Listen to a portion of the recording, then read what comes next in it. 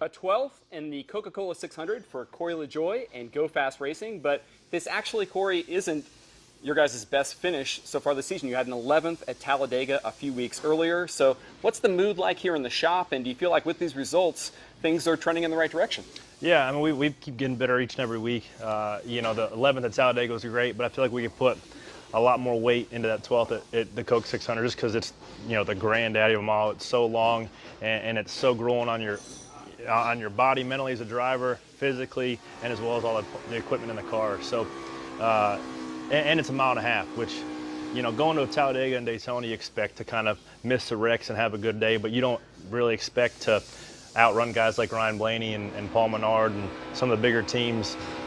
When you stack up for a 5-lap shootout, you can kind of wedge yourself in there and come out with a good day. Yeah, so you also mentioned, you know, that mile and a half tracks, new package this year. You have the higher downforce, lower horsepower.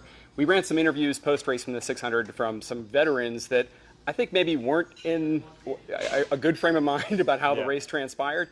For you, you're running your first full Cup season. Do you like the way these new rules are working for you and your team? Do you have a better sort of mindset about it? I mean, I'm dealing with it and just trying to make our package better each and every week for what we have. You know, I don't foresee it changing for the foreseeable future, so there's no sense of complaining about it, right? Just got to figure out how to make our Ford Mustangs go faster and compared to everybody else. So I don't, you know, dirty air is bad, right? You hear about that every week. And would I like to have more horsepower?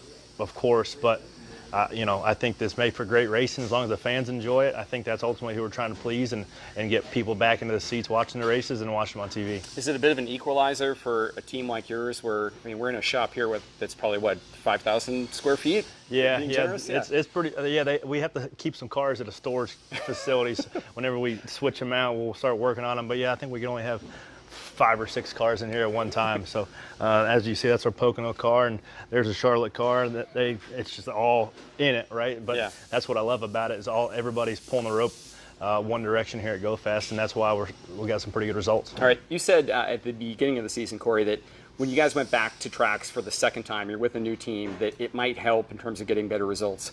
This past weekend, you ran Charlotte Motor Speedway 2 weeks in a row. You had the All-Star race weekend. Granted, you weren't in the main event, but you had some practice there. Did that help going back for the 600? Yeah, certainly. You know, we don't get to do the tire test or anything that a lot of the big teams do. So anytime we can get a pseudo test just to get our platform right and bump stop gaps and just an overall platform right to unload, it always benefits smaller teams just because you can get that closer, because usually it takes us about halfway through the race to figure out exactly where we have to be balance wise to be, you know, the best balance of our car. So you know, any extra laps on the track help, and it just helps bridge the gap between our lack of simulation versus some of the bigger teams. Right, and when you have 2 top 15s in 4 races for a team like this, do you consider are those moral victories, Corey, or are they part of, like, you're building toward a greater goal? Like, you know, what is the end game for this team being a single car operation in NASCAR's Premier Series? Are you hoping to eventually just have that on a regular basis, have the top 15s and top 20s? Yeah, I mean, it ultimately just depends on, you know, getting some newer updated cars and you know, having solid pit stops every week. It's just it's a little bit in every area, right? That we're just lacking a little bit, but we're making the most of our equipment each and every week, you know. And sometimes that's going to be a 20th, sometimes that's going to be a 30th, sometimes it's going to be a 12th, right? I don't drive it any different from Sunday as I do when we ride around in 29th all day long, right? I'm doing the best job I can to try to get the maximum grip out of the tires and the engine and the downforce. But sometimes it just kind of works out in your favor like it did at Charlotte. All right, so we've got, as you said, the Pocono car here in the background. This is the beginning of a pretty big, grueling summer stretch. I mean, we hear teams always talk about going to Pocono, going to Michigan, going to Chicagoland, going to Daytona, where the heat is so intense, and you're running around the country with a small team here. What kind of impact does that have on your team? But, I mean, how many guys do you even have? I got 15, 15. And do they all travel? I mean, 10 or 11 of those guys travel. So it's all hands on deck here at Go Fast. Yeah.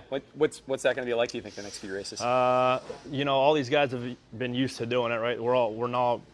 I don't think any of us are rookies in this deal, so we know you got to bear down and get it and the West Coast swing is brutal in itself just because you're gone and flying a lot. But the summer months where they are hot and all the races just kind of run together, it's easy to get behind with just cars and feedback and communication and stuff. So I think we're just have to stay on top of it and keep progressing. All right, so we're heading to Pocono this weekend. Corey, this is your 4th start in Cup at that track. You qualified well the last time, top 25.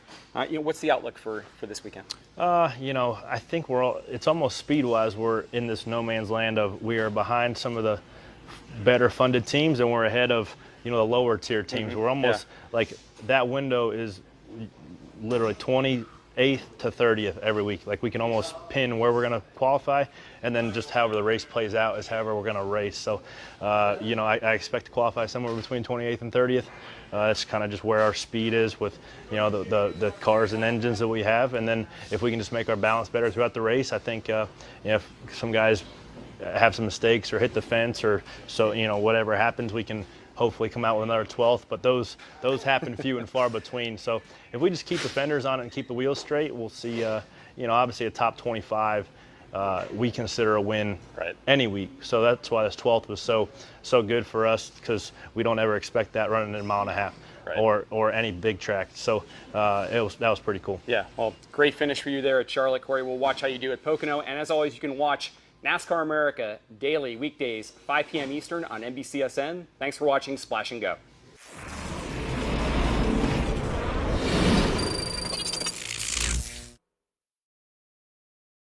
Hey Motorsports fans, thanks for watching. Make sure you hit subscribe before you go for all the latest news and highlights across motorsports.